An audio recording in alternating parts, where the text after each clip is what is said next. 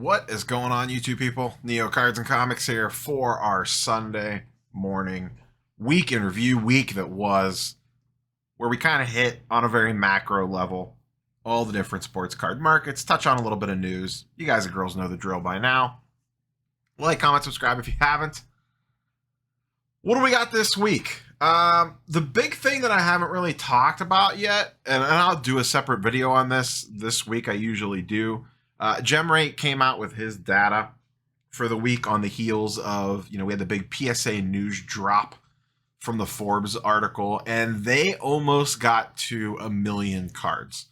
I think they did like 980,000 cards in the month of March. They hit, I believe, that was an all-time high for them. I believe SGC hit a new all-time high for them. I don't remember on Beckett and CSG. He is now tracking CSG data, so this is the first time we've had a full month of CSG data. I'll do a big numbers deep dive on that in its own separate thing like I typically do sometime this week. I don't know the exact day yet. I might not get it out right at the beginning of the week. We'll see. But, we'll kind of work through those numbers. But the big thing there is that PSA sets a record month, hitting almost 1 million cards in a month, which is absolutely insane. And even SGC cranking out, I think they blew past 100,000 is absolutely crazy as well when you really sit down and think about the number of cards being graded right now. And that is, to be frank, without a lot of new product hitting the market. We've still yet to see NFL Prism, which is just mind-boggling. That keeps getting pushed back. Basketball Prism keeps getting pushed back. We keep getting the watered-down products that nobody really likes. And I think it's we've talked about this before. I really do think it's a big missed opportunity. The tentpole releases, at least, not coming out. I don't know what their supply chain stuff look like, but I think it would have been in their best interest to get Prism out sooner rather than later. And if that makes it that, clearly Donruss comes out later than it was supposed to, I don't think anyone's really going to care. I still don't think we actually have a firm date for either basketball or football. And this is all categories really getting hit by this.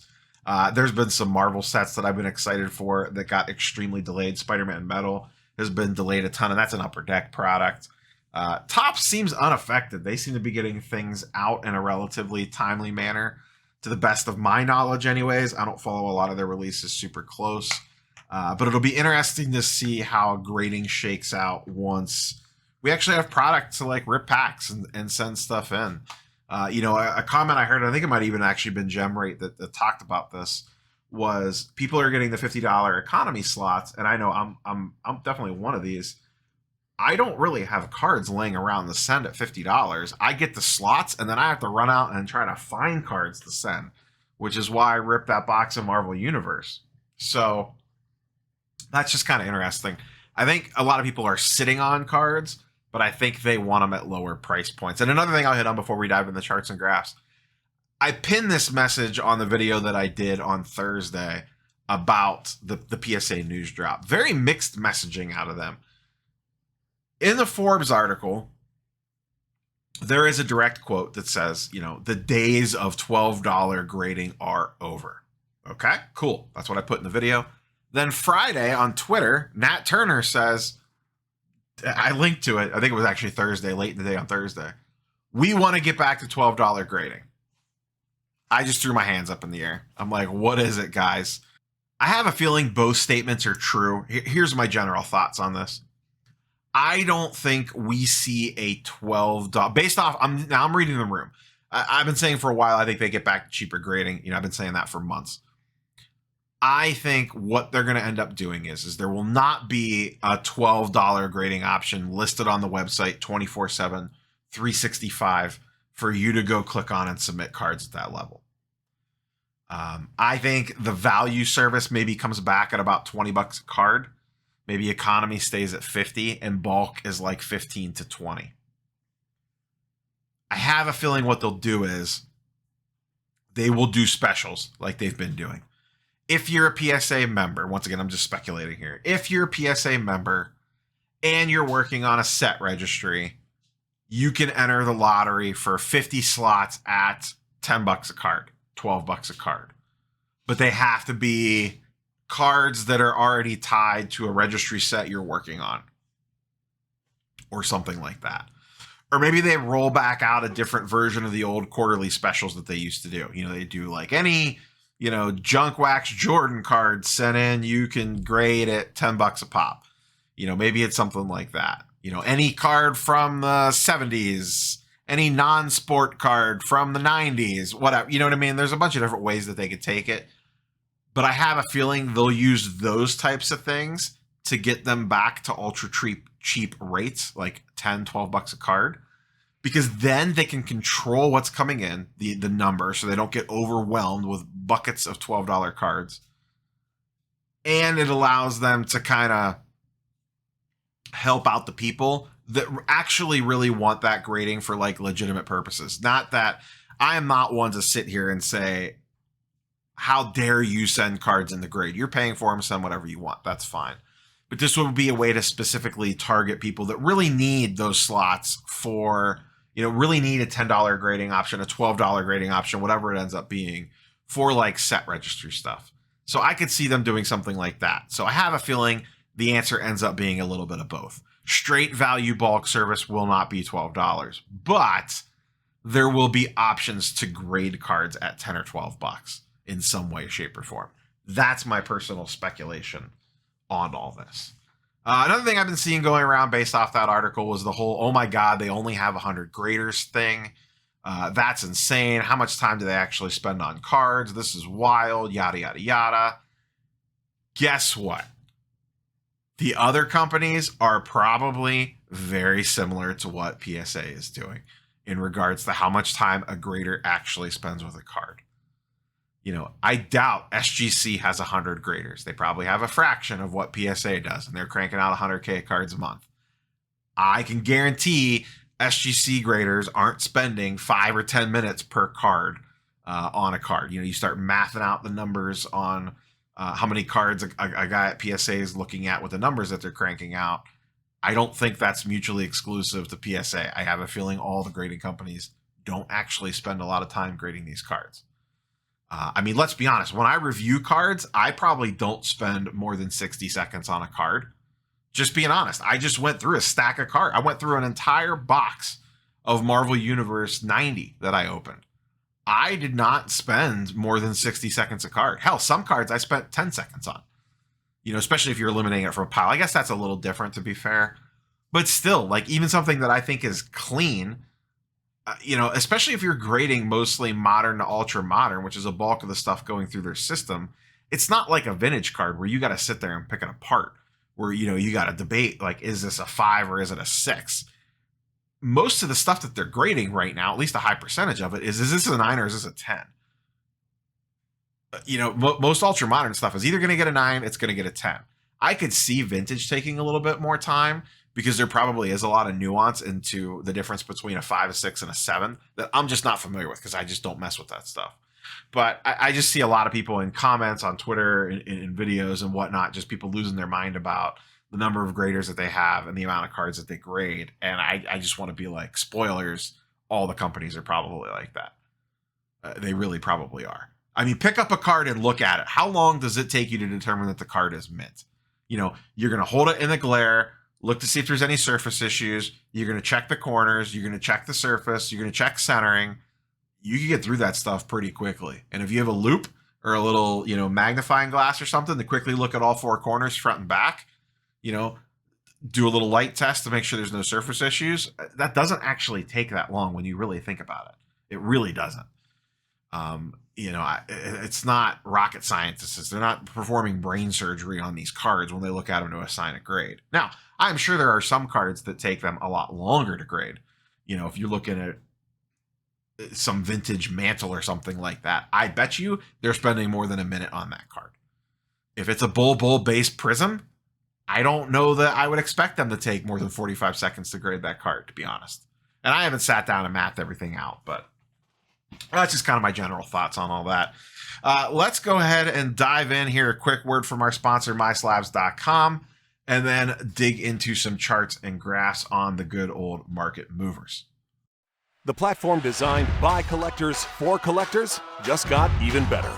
MySlabs.com is proud to now feature dedicated sections for both raw cards and raw comic books. Browse over 100,000 slab collectibles, authenticated by the industry's most trusted grading companies. Then check out a massive selection of sealed wax and now raw singles and raw lots.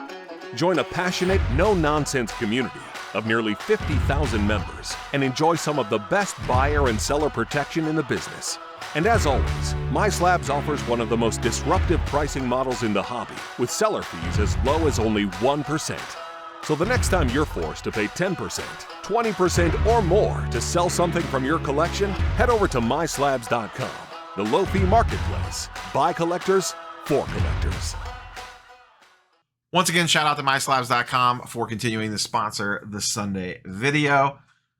And I thought I saw going around on the old social medias, they had a record March as well in regards to number of cards sold on the platform. So that platform continues to grow, get more and more eyeballs on it. They've been doing a lot of other marketing and stuff. And once again, absolutely fantastic site to use.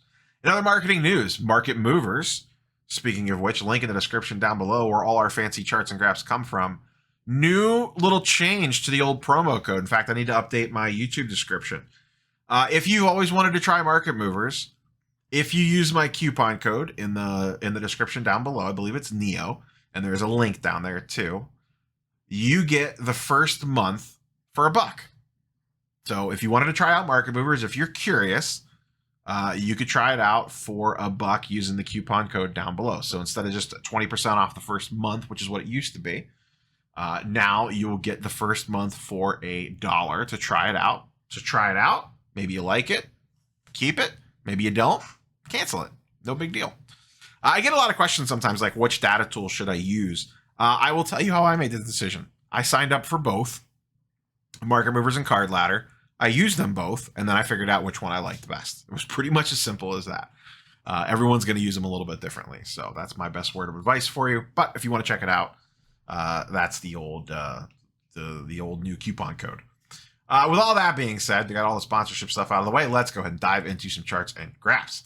First up, basketball, then a little football, and then we're just going to touch on baseball. I want to do a little deeper dive into baseball sometime this week, so we're just going to touch on a couple baseball things. Basketball, we are on the fast track to the NBA playoffs, and we're starting to see some price movements on some guys, some interesting price movements, and I kind of took a little different approach this week. I kind of blew things out a little bit further. Normally I look at like 7 or 14 days worth of data, which I was using that, and then I wanted to take a little bit of a further out look. First up, we have Luca Silver here. This is his PSA 10. This card was actually on a steady decline up until about the last 3 or 4 days. Now, I don't know. Luca's been playing out of his mind for pretty much most of the season, and his card prices have been kind of meh. Just these last couple days, his stuff has started to spike again, and I've been seeing it kind of across the board. I don't know if it's just because his stuff got too cheap and people are like, Luca's stuff's really too cheap. Or if it's, man, the Mavs are playing really good. Luca looks really good. Let me go in and jump on this before the playoffs and ride this wave and see what happens. So his Silver Prism just in the last couple days went from low 2,400, 2,350, 2,400, all the way back up to 2,850, almost $2,900 just in a couple days. So a nice upswing there. And I pulled this chart out. What are we out here? 60 days. It's just barely up just a few percentage points. But once again, it was basically trending down most of the year and then kind of hit its low point here and has been on a nice rally. Same thing, Devin Booker. Devin Booker's been getting a lot of buzz this past week as Chris Paul has come back and how good the Suns have been playing. And they are probably the 100% clear favorite to win the NBA title. And Booker's stuff is starting to get a little bit of respect. You could see, once again, I kind of blew this out. 90 days, this is all the way back to January 2nd. So essentially the first of the year. He has been on a nice, slow and steady increase. Had a little pullback here in middle of the March, and then is shot right back up again. So interesting thing here, if you bought this stuff back at the beginning of the year, this is just his base prism, I should mention, base prism PSA 10, but this is 2015, so it's lower pop. There's only 1,600 of these. Back at the beginning of the year, $350. Currently, $700. It's a 91% increase in 3 months. So for those that say the basketball market is dead or you can't make money on sports cards anymore, buy the right players, you can. Booker's been playing great all season long, absolutely all season long. And once again, his base card, if you look back at this older stuff, the base cards are still pretty low pop. So you can, it's not, it's perfectly fine to look at base on some of these older sets where the population is still low. This is not a Zion PSA 10 base where there's 20,000 of them. It's a 2015 base where there's only 1,600 of them. And I think Booker could have a nice little run up in prices as we move throughout the playoffs. I expect them to walk into at least the Western Conference Finals. The West is really not that good, and the Suns are pretty damn good. And I can see Booker's prices continuing to slowly creep up as the playoffs move on, assuming that they win. I mean, crazy stuff happens, you never know, but I can see Booker stuff continuing to rise. Next up, Jason Tatum. We talked about him, I think, last week or the week before. Him and the Boston Celtics have been on an absolute tear. Tatum specifically. Now, they did just lose Robert Williams for 4 to 6 weeks, I believe, for a knee surgery. I could see that causing them some potential issues in the playoffs. So maybe the Celtics can't make it quite as far as I initially thought, which they were basically an Eastern Conference Finals contender with the way they've been playing. But his silver prism continues to go up. This is over the last 2 weeks. It's up 22% from $1,100 up to almost $1,400, $1,375, and rising, trending up in the right direction. Once again, we'll kind of see what happens because now, once we get in the playoffs, it really comes down to who makes the run.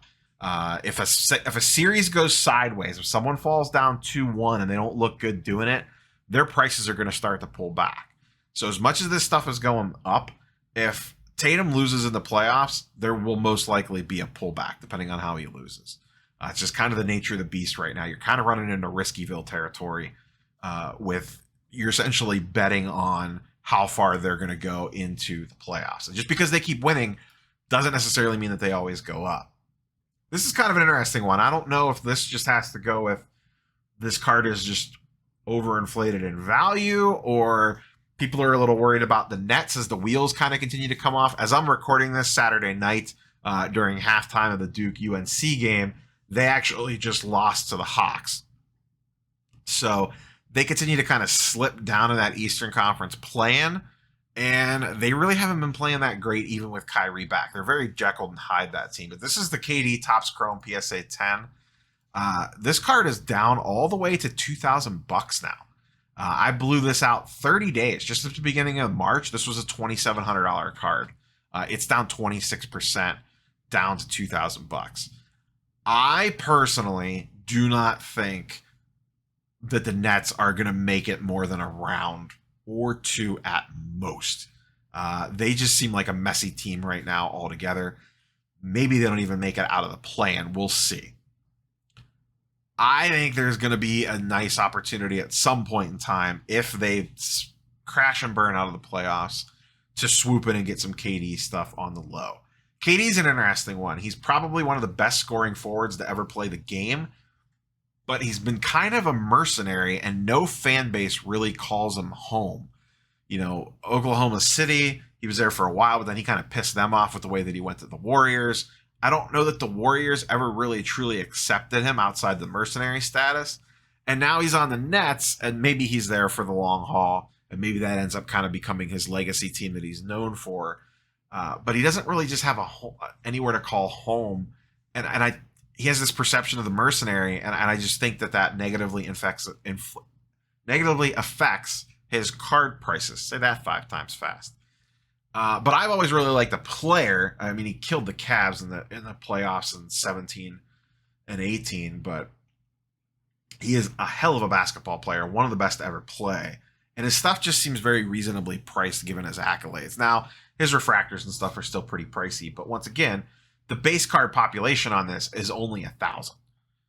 If I potentially ran into one of these over the summer for a pretty good deal, I might think about picking one up. I've been talking about this card forever, wanting one, and I just never got around to it. And I guess it's pretty glad that I didn't as the prices have continued to fall on it. Also continuing in basketball, we have a flip-flop. The Ja Morant Silver Prism PSA 10 has slipped below Zion again. It's been months since this happened, but Ja has not, even though the Grizzlies continue to play fantastic, Ja has been out resting a knee injury, hoping he's back for the playoffs. We really don't know what's going on with that. Has caused, and once again, this is over. I want to just be specific on this. The last 30 days, so since the beginning of March, Ja Morant is down 16% to 1750, and Zion is up 22% to 1900, basically almost 2K even on his PSA 10. Now, we kind of talked about this, I think, last week or the week before. Zion, and listen, I am not a proponent of Zion. I've always been Ja over Zion. But from a flip potential, once he was declared out for the season and not to play, it kind of freed you up. It actually made it more appealing to go get his stuff because the risk of him getting injured is lessened because he's not actually playing. So you can buy his stuff now, hold it through the summer, and then hopefully he gets hyped in the offseason and then offload it before the season even starts for probably decent margin. We'll see. I mean, that's already kind of the case. If you bought it at the lows right around when he was declared out, you're already up 20%. And you still have a whole summer offseason to go. Now, he could have a setback in the summer. There was 100% downside risk with this. He could go out. A report could come out. Oh, broke his foot in practice. Whatever. Setback. Something else. Ate a small child. Whatever. Something could come out that could negatively impact his card prices. But we all saw what happened last year. He got hurt in the offseason last year, and they kept that quiet until the very last minute. So, I don't know. I think there is some potential easy flip here to just hold it and maybe like around the National, maybe even a little past the National, you could look to unload some of his stuff. Once again, do your own research. See what makes sense for you. But to me, buying him or having already bought him, and I don't own any. I did not buy any. I do not own any. And carrying him throughout the summer with potentially selling before the season, just kind of limit some of your downside risk. Seems like a decent, okay play. Next up, let's switch over to football really quick, running a little long. Tom Brady, Bowman Chrome, PSA 10, base. This card continues to slide downwards. If you go back, once again, we're going back 30 days on this one. It's down a full 10% from 16K to 14.5 and continues to shift ever so slowly downward. We've not yet found the floor on this card. It's not crashing.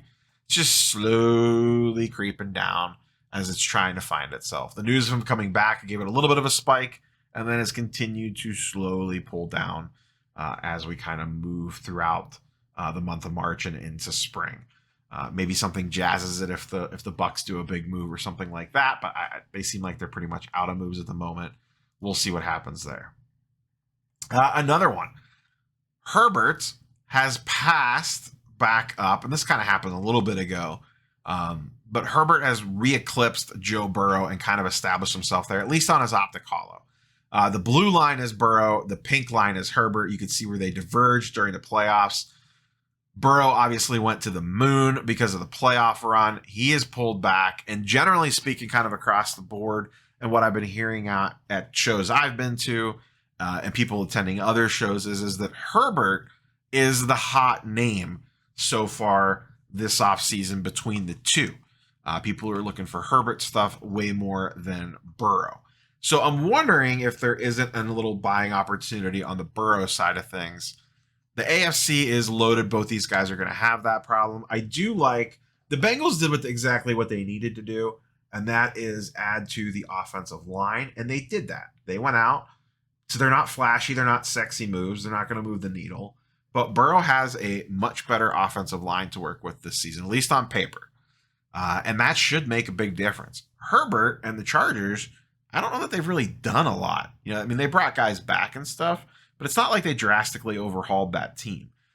And to be fair, both guys are really good. Both guys are really, really good. They do have the AFC problem that we've discussed a lot. Either way, both these guys are going to be hyped leading up into the season.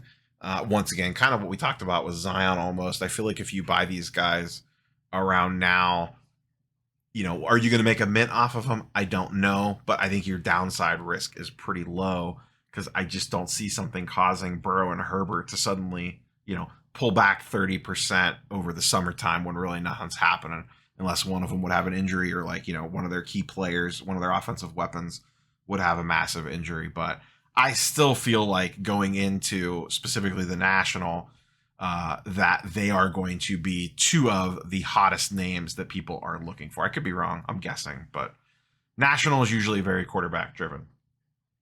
My old buddy, Patrick Mahomes. We've talked about the Silver Prism a lot. I know AIH talked about the Optic Hollow, so I went and looked at that one as well.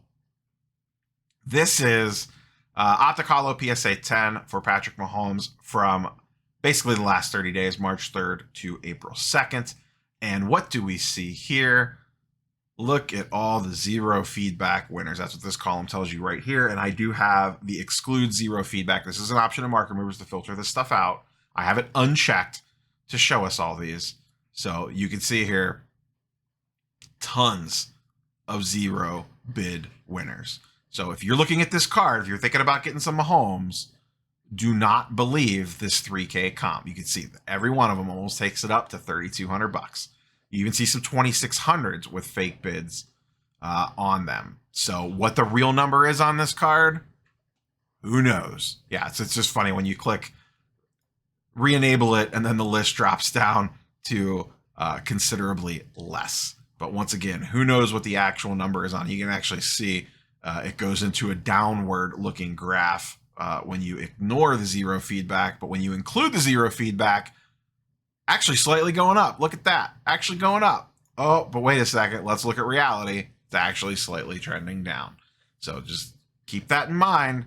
If you're seriously considering looking into especially a bigger card like this, and I consider something 2K plus a big card, do an extra level of research and homework on it if you're going out and hitting the market looking for something like this. Just be sure that the numbers look right and that you're not overspending. And if, I get it, trying to explain that to a dealer to potentially purchase a card, then maybe you just walk away from that card and just be like, you know what, let me go find something else that's not, a Mahomes Optic Hollow or whatever the player is. Another one that's been big that I noticed is the LeBron refractors, Topps Chrome refractors, specifically, at least the one that I've noticed, because it's been something I've been slightly glancing at because I'm curious what they go for to see if maybe one day it's attainable. PSA 8 Topps Chrome refractor LeBron. They have legit bids until about 8K, and then zero bidders run them up to 12K for the last 3 or 4 cards. Masty cards on IG, local dealer to me. And I always talk about this card because we're kind of both working on the LeBron refractor project. And we can't figure out a good price for it because it gets shilled every single time. So, but we're both thinking that it's probably about an 8K card. But if you look at comps, if you look at that sort of stuff, it shows it as basically being a 12K card, which is not accurate.